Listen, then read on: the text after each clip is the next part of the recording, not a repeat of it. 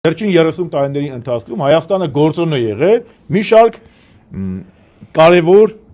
այդ գործոնների հաշվին։ Առաջինը դա հայկական Սյունիքն է, որովհետև դա հյուսիս-հարավ միջանցքն է, Պարսից ծոցից, եթե նայենք Հնդկական օվկիանոսից, Պարսից ծոցից դեպի Սևծով։ Երկրորդը դա հայկական Արցախն է, դժբախտաբար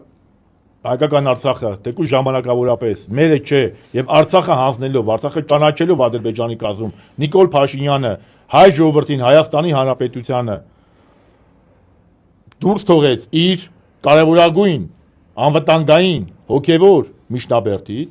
Երրորդը դա հայկական ատոմակայանն է, որը Հայաստանին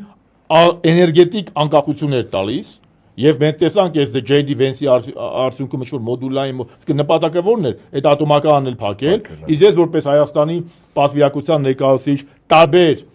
խորհրդարանական վեհաժողովներում շատ լավ կարող եմ փաստել, որ գրեթե չի եղել որևէ հանդիպում, որտեղ ադրբեջանցի կամ թուրքերը չբողոքեն հայկական ատոմականի դեմ։